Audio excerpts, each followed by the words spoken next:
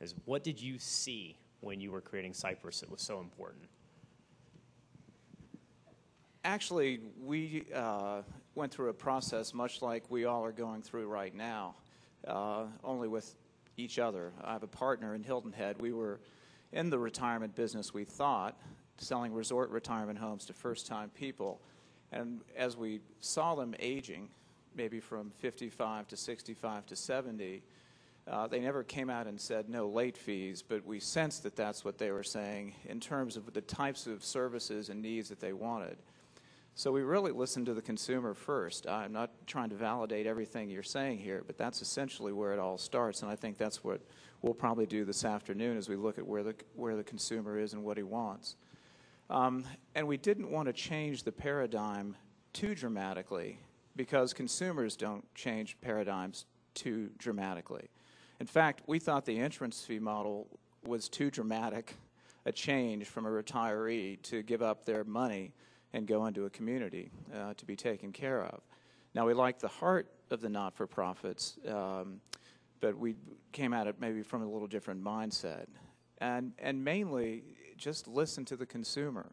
We wanted to keep the same type of lifestyle because they wanted to keep the same type of lifestyle. We wanted to put the emphasis on hospitality because they wanted to put the emphasis on hospitality.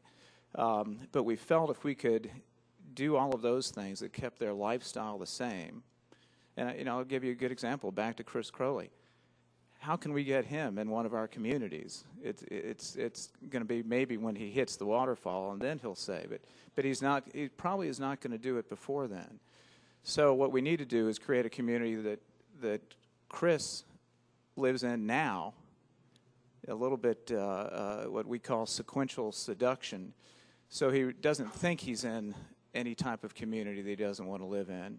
We just provide a product and a lifestyle and a financial model that makes sense. And to us, it was less of a risk doing the condo model with high hospitality services and still good health care. And I'll admit, we went to Life Care Services to make sure the quality health care component was going to be there for these folks. But we just tried to follow the direction that the consumer led us in terms of what they wanted. And frankly, in terms of how we felt it would work or not, we didn't know.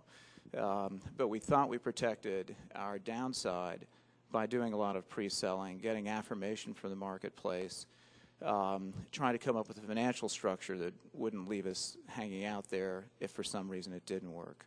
When I first met Bill, THW had just invented their interactive project planning software. It was a great piece of software because they could get 30, 40 people into a room, and they could show, based on the decisions that were being made in that room, what the cost of the construction of the project would be. And we were able to do that successfully on that project, and it's really been a step forward. And many of you guys, many of the people in the room, Harry, Danny, Reverend McGee, have all worked using that model. We really appreciate what they've done here. We can have all the great ideas in the world, but if we don't understand the financial function of it, then the whole development process really becomes chaotic and frustrating and a disappointment. And I think one of the things, when Chris used to come to the meetings, and before we started the interactive process, I referred to the finance guys as the Brothers Grimm.